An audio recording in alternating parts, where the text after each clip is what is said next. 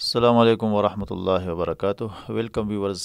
आज हम पढ़ेंगे क्लास सिक्स जनरल साइंस के एमसीक्यूज़। तो चलते हैं क्वेश्चन की तरफ।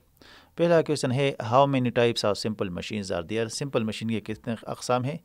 तो इसके 7 अक़साम है। लीवर है, पुली है, wheel and axle, inclined plane है, वेज है, स्क्रू हैंड, गियर है।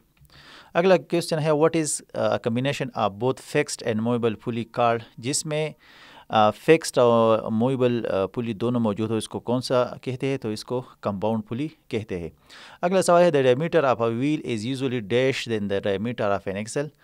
जो व्हील का डायमीटर है ये एक्सल के डायमीटर से ग्रेटर यानी ज़्यादा होता है। अगला सवाल है, what are wheels with teeth around them called. जब व्हील पर टीथ बन जाए तो इसको क्या कहते हैं? इसको गियर कहते हैं।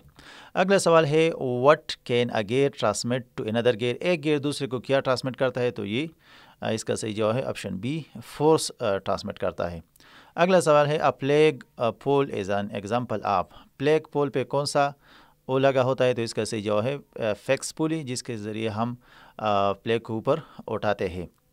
अगला सवाल है, a hand drill consist of two mutually perpendicular. जो हैंड ड्रिल हम इस्तेमाल करते हैं इसमें टू क्या लगे होते हैं? इसमें गियर लगे होते हैं परपेंडिकुलर एक दूसरे के। अगला सवाल है, what is the bouncing of light when it travels from one medium to another called. जब एक मीडियम से दूसरे मीडियम की तरफ जो है लाइट जाती है तो ये क्या करता है? ये इसको रिफ्लेक्ट करता है, इसको रिफ्लेक्शन कहते हैं।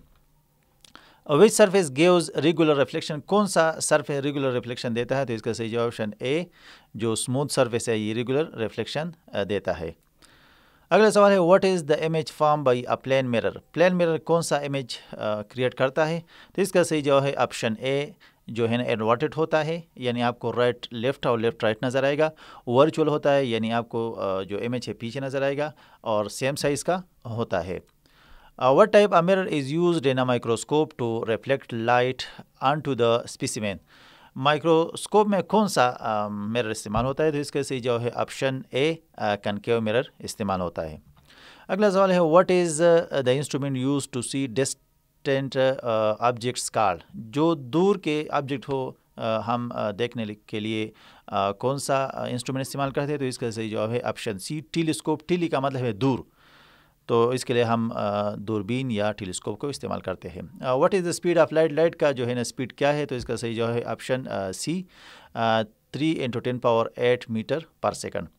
What type of image is formed in a concave mirror. Concave mirror में कौन सा इमेज क्रिएट होता है? तो इसका सही जवाब है option B, real and inverted.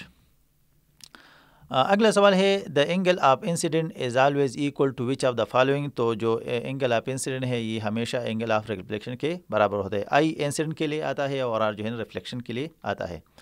अगला सवाल है, image form by a convex mirror is always. जो कन्वेक्स मिरर है वो जो इमेज क्रिएट करता है ये किस तरह होता है? ये वर्चुअल होता है। अगला सवाल है, mirrors used in car headlights and searching lights. Search lights are.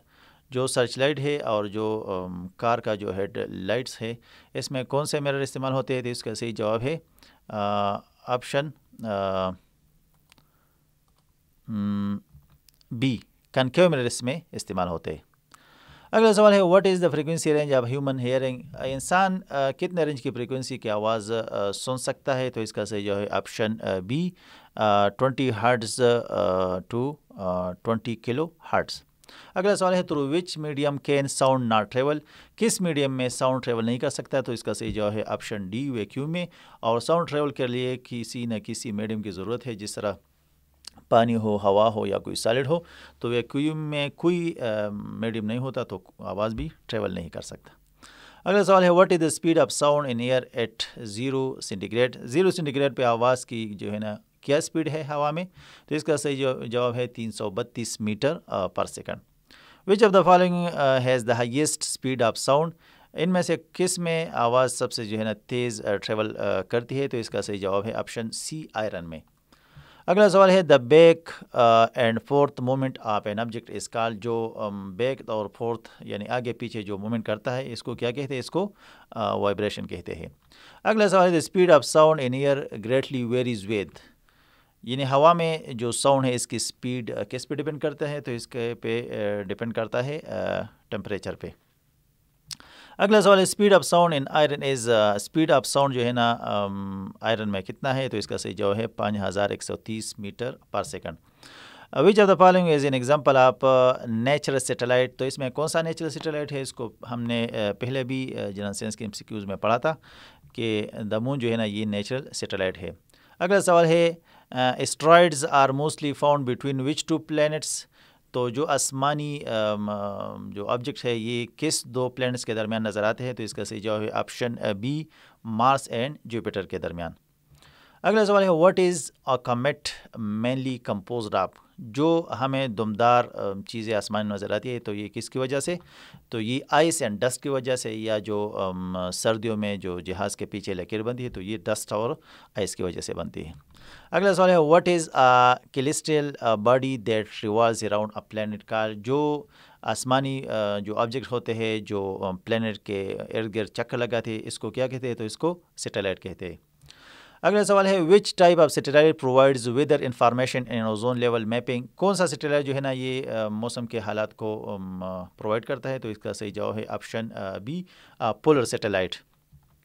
अगला सवाल है the speed of an artificial satellite is equal to the speed of which of the following, तो सैटेलाइट जो है ना ये ज़मीन के गिर चक्कर लगाता है तो इसलिए इसका सही जवाब है option C, the revolving speed of the earth, जिस तरह स्पीड जितना ज़मीन का जो स्पीड है वही स्पीड सैटेलाइट का भी है। अगला सवाल है which type satellite is use for military monitoring के लिए कौन सा सैटेलाइट इस्तेमाल होता है, तो इसका सही जवाब है ऑप्शन डी, स्पाइस सैटेलाइट। और जो नेविगेशन सैटेलाइट है ये लोकेशन के लिए इस्तेमाल होता है। अगला सवाल है Halley comet appears approximately every how many years, Halley comet जो है ना ये कितने सालों बाद जो है नज़र आता है, तो इसका सही जवाब है ऑप्शन ए, 76 ईयर, और ये 72 से लेकर 80 ईयर ये इसका रेंज है। इसमें जो भी एमसीक्यूज़ में आ जाए तो इसको आपने टिक करना है। अगला सवाल है जियो stationery orbit is exactly about the, जो जियो स्टेशनरी ऑर्बिट है ये कहाँ पे होता है, तो इसका सही जवाब है ऑप्शन बी, ये इक्वेटर पे होता है। थैंक्स फॉर वाचिंग, आज के लिए इतना काफ़ी है, और इसके बाद जो अगली वीडियो है ना ये क्लास 7 के एमसीक्यूज़ के बारे में इंशाल्लाह हम अपलोड कर लेंगे। Thanks for watching.